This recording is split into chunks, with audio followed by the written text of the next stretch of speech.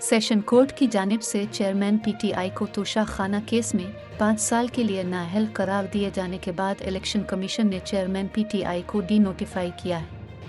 Election commission की जानिब से जारी नोटिफिकेशन में कहा गया कि एडिशनल सेशन जज के फैसले के मुताबिक चेयरमैन पीटीआई करप्ट प्रैक्टिसेस के मुर्तकिब करार पाए हैं इमरान खान को 5 साल के लिए नाअहल, 3 साल कैद, 1 लाख रुपए जुर्माने की सज़ा सुनाई गई।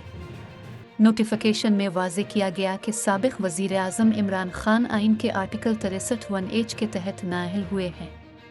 वाज़े रहे कि चेयरमैन पीटीआई ने NA-45 पर ज़िमनी इंतखाबात में कामयाबी हासिल की थी, ताहम उन्होंने रुकन असेंबली की हैसियत से हल्फ नहीं उठाया था। इमरान खान को डी सीट करने के फैसले पर पीटीआई का रद्द अमल। दूसरी जानिब इलेक्शन कमीशन की जानिब से साबिक वज़ीर आज़म इमरान खान को डी सीट करने के फैसले पर पाकिस्तान तहरीक इंसाफ का रद्द अमल सामने आ गया।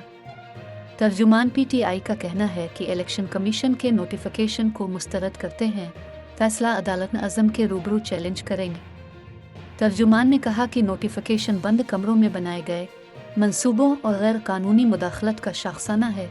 इलेक्शन कमीशन का पीटीआई और चेयरमैन पीटीआई के हवाले से तासुब कौम से पोशीदा नहीं। इलेक्शन कमीशन की इमरान खान को पार्टी उहदे से हटाने की खबरों की तरदीद याद रहे कि गुज़िश्ता रोज़ इलेक्शन कमीशन ने चेयरमैन पीटीआई इमरान खान को पार्टी उहदे से हटाने की खबरों की तरदीद की थी।